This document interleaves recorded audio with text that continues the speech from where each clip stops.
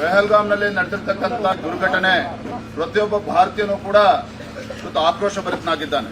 ಅಲ್ಲಿ ನಡೆದಂತ ಒಂದು ಟೆರರಿಸ್ಟ್ ಅಟ್ಯಾಕ್ ಏನಿದೆ ಕೇವಲ ಹಿಂದೂಗಳನ್ನ ಟಾರ್ಗೆಟ್ ಮಾಡಿರ್ತಕ್ಕಂಥದ್ದಲ್ಲ, ಭಾರತದ ಐಕ್ಯತೆ ಮತ್ತು ಅಖಂಡತೆಗೆ ಒಂದು ಧಕ್ಕೆ ತರ್ತಕ್ಕಂಥ ಕೆಲಸವನ್ನ ಅಲ್ಲಿಯ ಉಗ್ರಗಾಮಿ ಸಂಘಟನೆಗಳು ಮಾಡಿದ್ದಾರೆ.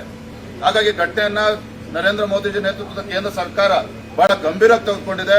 ಏನು ಹಿಂದೆ ಆರ್ಟಿಕಲ್ 370 ತೆಗೆದುಹಾಕುವ ಮುಖೇನ ಕಾಶ್ಮೀರದಲ್ಲಿ ಶಾಂತಿ ನೆಲೆಸಬೇಕು, ಕಾಶ್ಮೀರದಲ್ಲಿ ಇವತ್ತು ಪ್ರವಾಸಿಗರು ಹೆಚ್ಚೆಚ್ಚು ಬರಬೇಕು, ಕಾಶ್ಮೀರದಲ್ಲಿ ಇವತ್ತು ಸಹಜ ಪರಿಸ್ಥಿತಿಗೆ ತಲುಪಬೇಕು, ಈ ಒಂದು ಸದುದ್ದೇಶ ಇಟ್ಕೊಂಡು ಇವತ್ತು ನಮ್ಮ ಕೇಂದ್ರ ಸರ್ಕಾರ ಏನು ಹಲವು ತೀರ್ಮಾನಗಳನ್ನು ಕೈಗೊಂಡಿದ್ದು. ಬಹುಶಃ ಎಲ್ಲ ಒಂದ್ ಕಡೆ ಉಗ್ರಗಾಮಿ ಸಂಘಟನೆಗಳು ಅವರ ಉದ್ದೇಶ ಪ್ರವಾಸಿಗರನ್ನ ಅಥವಾ ಹಿಂದೂಗಳನ್ನ ಟಾರ್ಗೆಟ್ ಮಾಡಿ ಇವತ್ತು ಜಮ್ಮು ಕಾಶ್ಮೀರಕ್ಕೆ ಪ್ರವಾಸಿಗರು ಬರಬಾರದು, ಅಲ್ಲಿ ಯಾರೋ ಕೂಡ ವಿದೇಶಿಯರು ಪ್ರವಾಸಕ್ಕೋಸ್ಕರ ಬರಬಾರದು, ಅಲ್ಲಿರ್ತಕ್ಕಂಥ ಯುವಕರು ಬಹಳ ಪ್ರಮುಖವಾಗಿರ್ತಕ್ಕಂಥ ಅಂಶ ಇದು.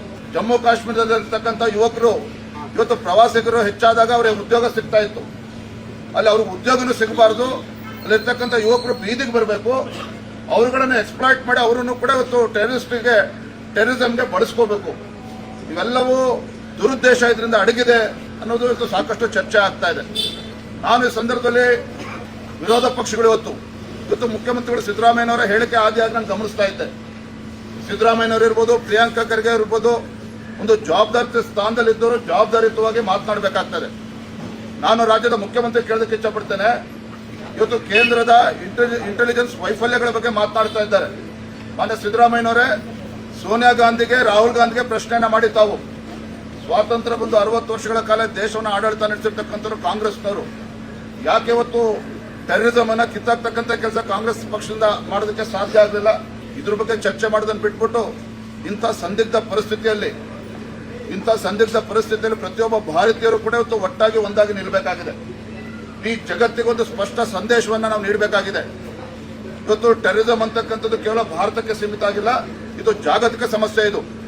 ಹಾಗಾಗಿನೇ ಪ್ರಧಾನಮಂತ್ರಿ ನರೇಂದ್ರ ಮೋದಿಜಿಯವರು ಯಾವುದೇ ದೇಶಕ್ಕೆ ಹೋದಾಗಲೂ ಸಹ ಇವತ್ತು ಉಗ್ರವಾದಿಗಳು ಅಥವಾ ಉಗ್ರವಾದವನ್ನು ಇವತ್ತು ಇಡೀ ಜಗತ್ತು ಇದನ್ನು ಖಂಡಿಸಬೇಕು, ಬುಡ ಸಮೇತ ಕಿತ್ತಾಕಬೇಕು ನರೇಂದ್ರ ಮೋದಿಜಿಯವರು ಮಾಡ್ತಾ ಇದ್ದಾರೆ. ಹಾಗಾಗಿ ನಾನಿವತ್ತು ಸಿದ್ದರಾಮಯ್ಯನವರು ಇರ್ಬೋದು, ಮಲ್ಲಿಕಾರ್ಜುನ್ ಖರ್ಗೆ ಇರ್ಬೋದು, ಪ್ರಿಯಾಂಕಾ ಖರ್ಗೆ ಇರ್ಬೋದು, ಮಲ್ಲಿಕಾರ್ಜುನ್ ಖರ್ಗೆ ಅವರ ಟ್ವೀಟ್ ಅನ್ನು ನೋಡಿ, ಅವರ ಟ್ವೀಟ್ ಅನ್ನು ನೋಡಿದಾಗ ನಿಮ್ಗೆ ಅರ್ಥ ಆಗ್ತದೆ. ಮಲ್ಲಿಕಾರ್ಜುನ್ ಖರ್ಗೆ ಅವರು ಟ್ವೀಟ್ ಅಲ್ಲಿ ಹೇಳ್ತಾರೆ,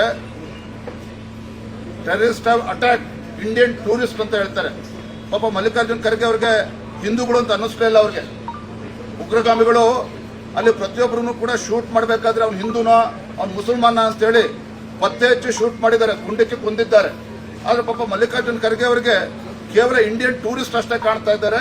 ಇವತ್ತು ಕಾಂಗ್ರೆಸ್ನವ್ರಿಗೆ ಹಿಂದೂಗಳು ಅನ್ನೋದು ಕಾಣ್ತಾ ಇಲ್ಲ.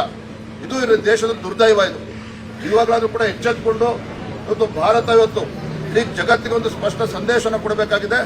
ರಾಜಕಾರಣವನ್ನು ಮಾಡೋದನ್ನ ಬಿಟ್ಟು ಇವತ್ತು ಪ್ರತಿಯೊಬ್ಬ ಭಾರತೀಯರು ಕೂಡ ಇವತ್ತು ಒಟ್ಟಾಗಿ ಒಂದಾಗಿ ಈ ಸಂದರ್ಭದಲ್ಲಿ ನಾವು ನಿಲ್ಲಬೇಕಾಗಿದೆ.